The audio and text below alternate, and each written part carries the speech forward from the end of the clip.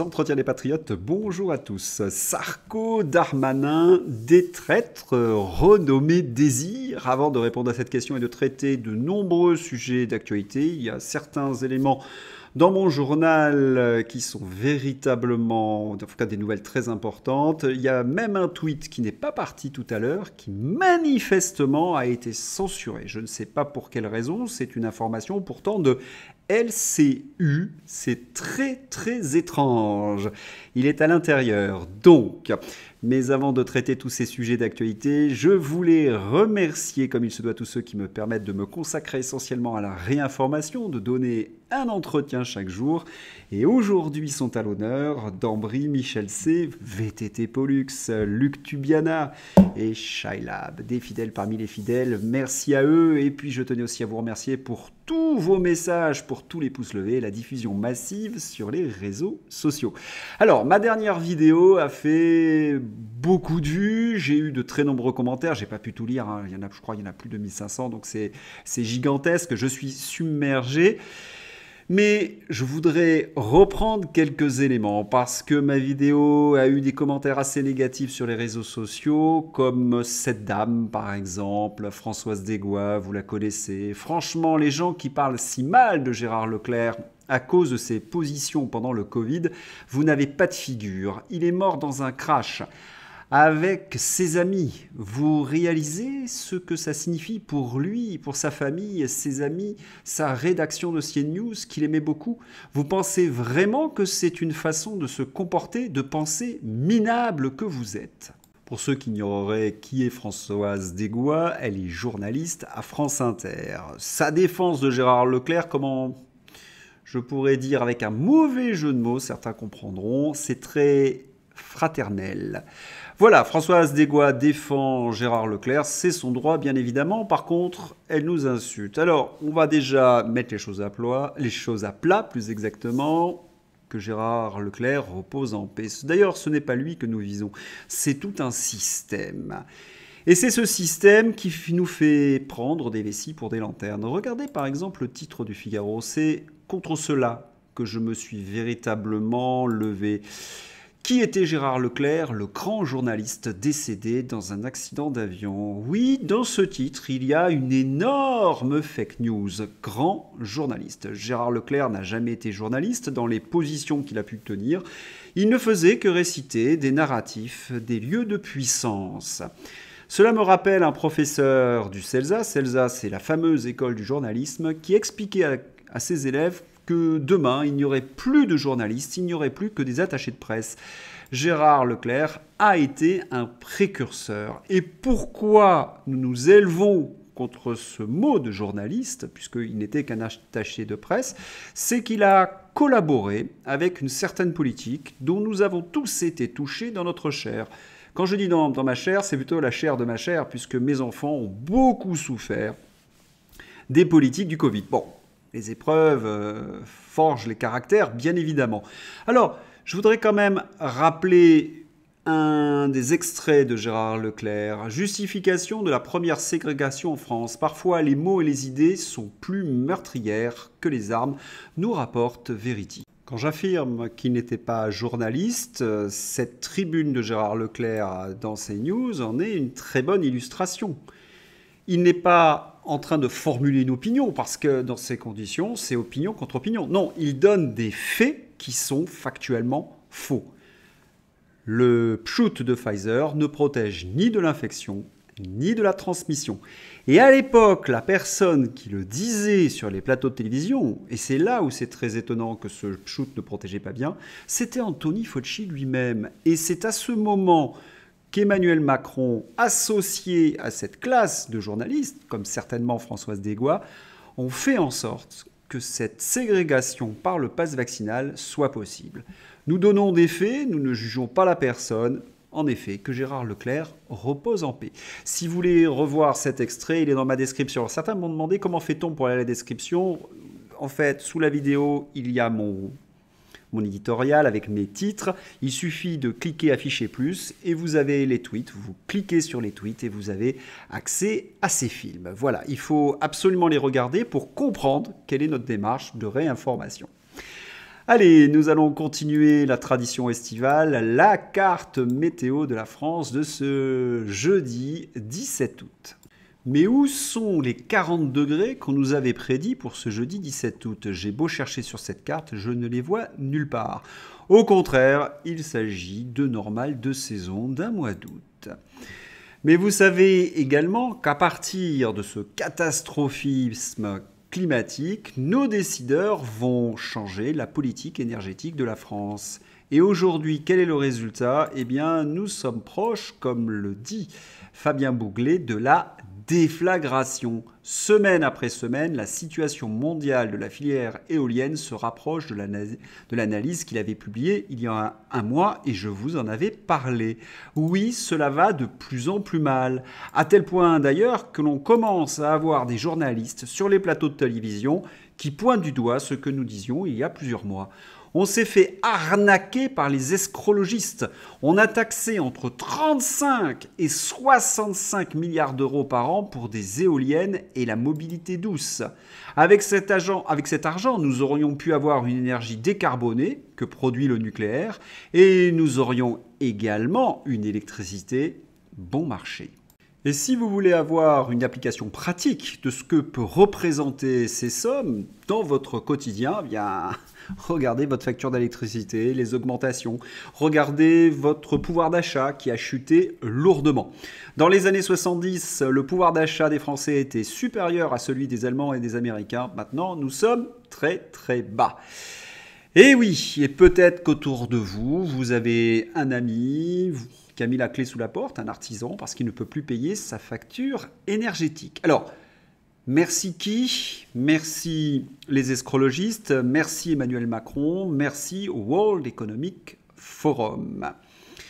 Et puis, il y a le deuxième versant dont on a beaucoup parlé dans ces entretiens, c'est que ce terrorisme climatique est aussi le prétexte à un contrôle de votre vie.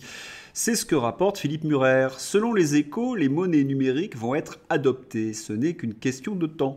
Passe carbone, passe viande, ils pourront limiter toute consommation indésirable. Pire, ils pourront tout surveiller et vous débrancher si vous êtes un opposant au système. En 2022, 93% des banques centrales dans le monde avaient entrepris des expérimentations sur les monnaies numériques. L'adoption de ces technologies n'est plus qu'une question de temps. À votre avis, est-ce que les journalistes de BFM, de LCU et autres seront débranchés? Est-ce qu'ils seront un jour des opposants au système? La réponse est dans la question non, ce sont des attachés de presse du système. Ils ne risquent pas de vous expliquer, par exemple, ce qu'écrit Philippe Murer. Françoise Desgoise nous traite un peu de minables, comme si on refaisait la guerre du Covid, qu'on refaisait la guerre de la pandémie, que nous étions en quelque sorte des passéistes. Non, ce n'est pas de cela dont il s'agit, Françoise Desgois. Vous êtes manifestement jamais posé les bonnes questions. Non, nous travaillons pour l'avenir et nous faisons en sorte d'essayer de protéger les générations futures. Voyez par exemple ce qu'écrivent vos confrères aux États-Unis. Dans USA Today, une tribune pour se demander pourquoi autant de surmortalité chez les jeunes. Bientôt en France, ce genre de tribune? Ben non, avec les journalistes aux ordres, ils vont se taire. Pourtant, de l'autre côté de la Manche, vous avez les mêmes nouvelles. L'Indépendance sort l'info ce soir, les attaques cardiaques au plus haut au Royaume-Uni. En France, c'est évidemment pareil, mais la presse est beaucoup plus soumise. Ah bah oui, il y a des Françoise Desgois et compagnie. Les covidistes sont responsables et coupables, les victimes ne les lâcheront pas. Et vous constatez que les victimes augmentent de jour en jour. C'est même un sujet de santé publique. Est-ce que nos décideurs vont enfin s'emparer de ce sujet? Non. Ils seraient obligés de reconnaître au préalable que ce sont eux les responsables de cette situation. Prenez par exemple l'hôpital. Il nous avait expliqué, pendant la crise du Covid, que c'était les non-vaccinés qui emboutteillaient les services d'urgence. Aujourd'hui, il n'y a plus ce problème. Le Covid est derrière nous, paraît-il, tout au moins la pandémie, pas les conséquences du pchout. Eh bien, les urgences sont toujours embouteillées. Mise en danger enceinte, elle a été dirigée par la régulation vers les urgences de Bordeaux-Nord, qui sous tension l'ont renvoyée vers son point de départ. Elle a fait un choc septique et a perdu son futur bébé, mort dans son ventre. Oui, les patients sont mis en danger parce que nos politiques ont détruit l'hôpital. Il faut dire les choses clairement, l'hôpital français ne répond plus à sa mission de service public. Quelles sont les réponses de ceux qui nous gouvernent? Est-ce qu'ils ont pris conscience de ces insuffisances? Eh bien, il suffit de les écouter. Emmanuel Macron nous avait promis en 2020 qu'il allait mettre le paquet sur l'hôpital. En 2023, nous voyons le résultat. En 2021, Jean Castex avait trouvé la solution miracle. Nous étions en pleine période de pandémie. Il fallait éviter de tomber malade. Oui, c'était le remède pour sauver l'hôpital. Bravo Jeannot, vous êtes un prix Nobel. Et il pointait du doigt en même temps les non-vaccinés, cause de tous les maux. C'était évidemment des boucs émissaires. En 2023, la pandémie derrière nous, il n'y a plus de non-vaccinés. Eh bien, l'hôpital est dans une situation encore plus dramatique. Mais quelles en sont les raisons? Vous les connaissez. Le gouvernement français applique les directives européennes. Moins de lits, moins de moyens, moins de soignants. Le résultat, l'hôpital ne répond plus à sa mission de service public. Et il y a des gens qui continuent à soutenir Emmanuel Macron. Ce que vivent les patients dans l'hôpital, les Français le vivent au niveau de la justice. Il n'y a pas un jour sans que nous soyons informés d'un fait divers atroce. À Nice, une crapule tabasse un médecin octogénaire et ressort libre en attendant son procès. Qu'est-ce qui se passe dans la tête du magistrat pour prendre une telle décision? A-t-il oublié qu'il rend la justice au nom du peuple français et que ce laxisme scandalise? Et ce laxisme est d'autant plus insupportable que ce médecin, désormais, vit dans la terreur. Son agresseur étant libre, il peut venir se venger contre celui qui a porté plainte contre lui. La justice abandonne-t-elle les Français? Je vous laisse seul juge, sans faire de mauvais jeu de mots.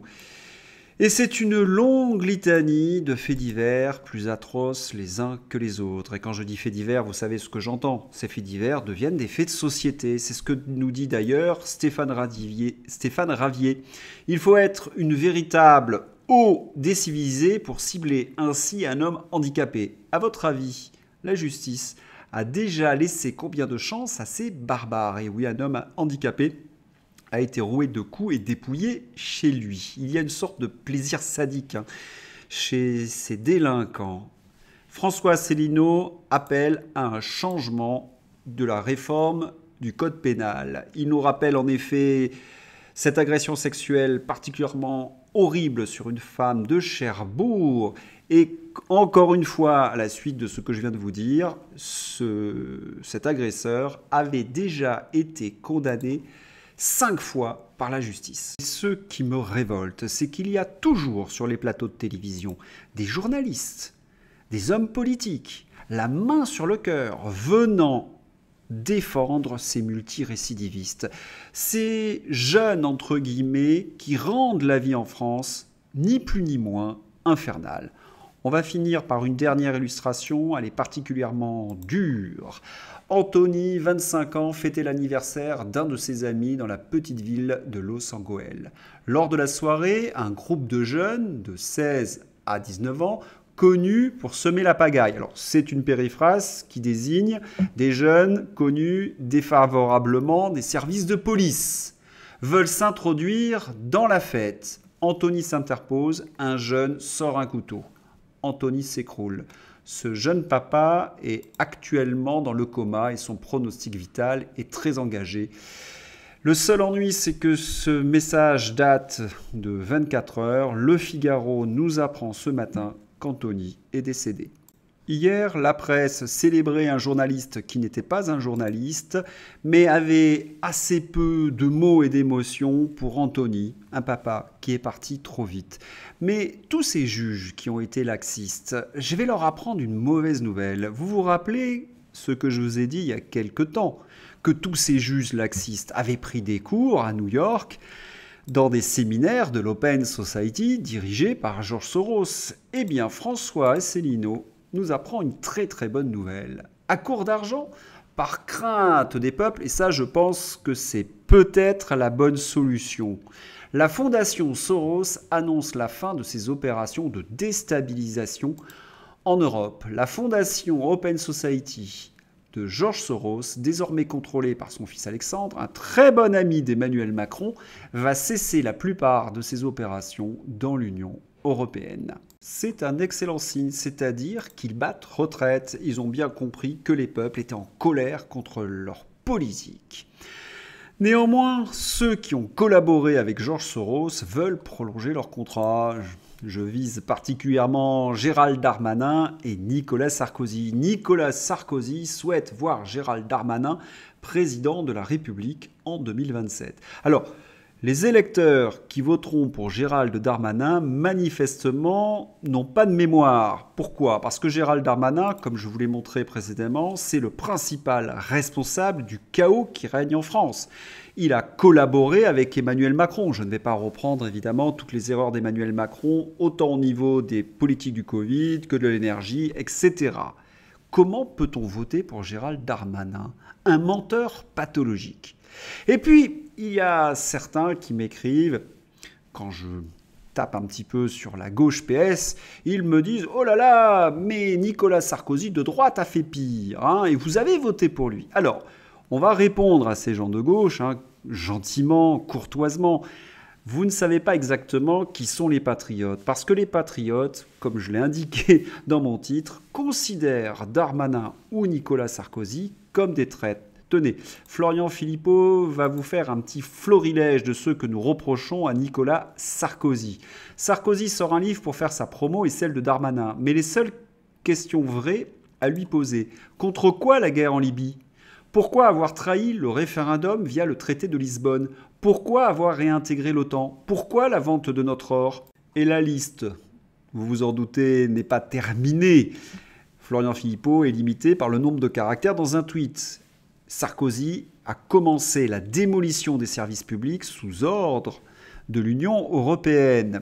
Police, justice, éducation nationale, les hôpitaux, la santé. Et même Nicolas Sarkozy a abandonné les chefs d'entreprise des petites et moyennes entreprises. À tel point d'ailleurs que ces chefs d'entreprise n'ont pas voté pour lui. Voilà le résultat de la politique de Nicolas Sarkozy. Alors surtout, ne nous dites pas, si vous êtes de gauche, qu'on est sarkozyste. Non, pour nous, c'est un traître. Et les médias, qu'est-ce qu'ils essaient de faire?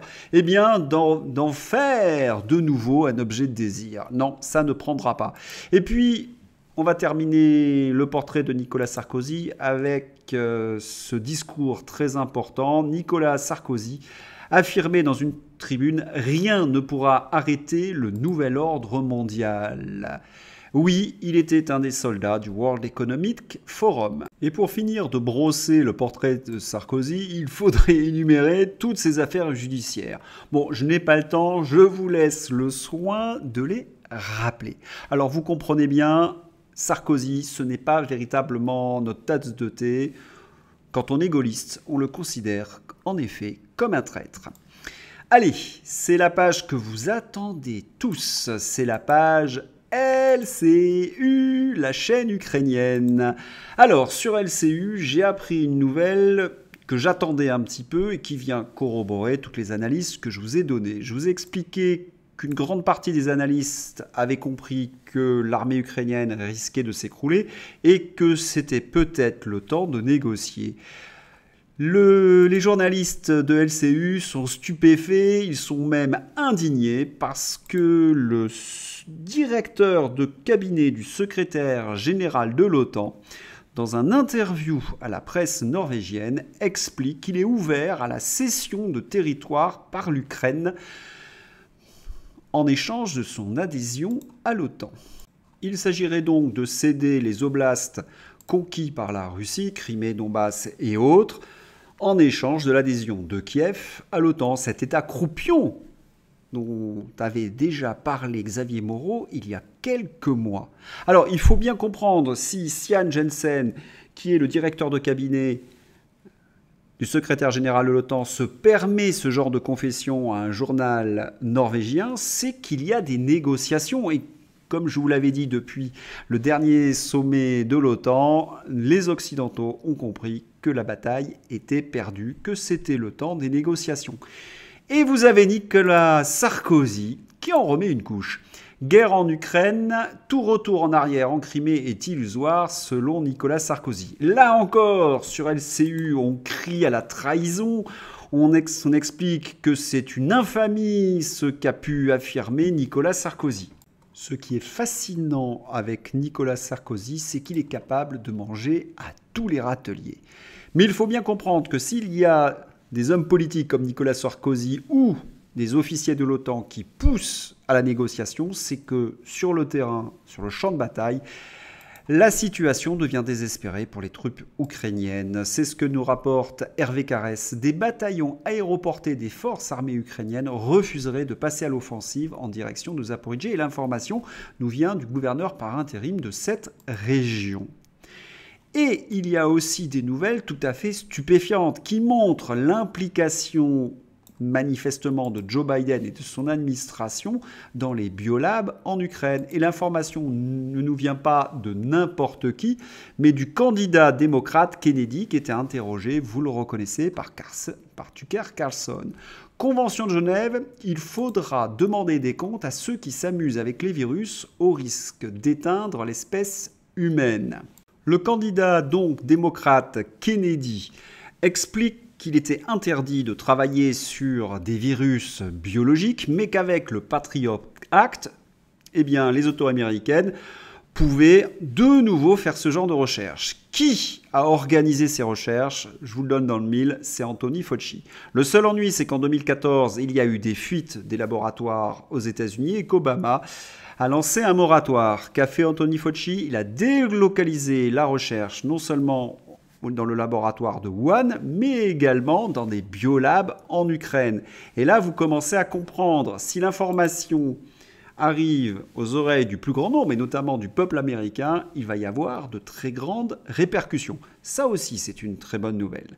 Et puis, on va terminer aussi par une initiative formidable. Je vous en avais parlé, c'est la fameuse bannière. Vous avez vu, la cagnotte Destitution a franchi son objectif de 10 000 €, qui représentait les frais d'une banderole à refaire et 2 semaines de vol. Eh bien, il nous a fallu 3 semaines pour atteindre l'objectif de 10 000 € qui finance l'opération banderole destitution. Et en 2 jours de plus 50%, en 2 jours seulement. Du coup, le million d'autocollants est commandé et je m'occupe de trouver un camion pour foncer vers l'Élysée. Oh, bien sûr, ils le saisiront, ils m'arrêteront, mais qu'importe, la liberté de la France vaut bien un camion. Je vous rassure, derrière ces coups d'éclat, il y a une vraie armée de résistants qui se constitue. Nous irons plus loin, nous irons jusqu'au bout, nous ne sommes qu'à l'apéro. Cher David, bravo à vous. Allez, on va terminer ce journal par une énigme que personne n'a jamais résolue. Attention, humour. Les protégés, nous sommes en période évidemment de pandémie, doivent être protégés des non-protégés en forçant les non-protégés d'utiliser la protection qui n'a pas protégé les protégés. Vous avez la réponse ? Allez, je vous souhaite une très bonne journée et j'espère que vous avez apprécié ce journal, que vous le soutiendrez. À bientôt, au revoir.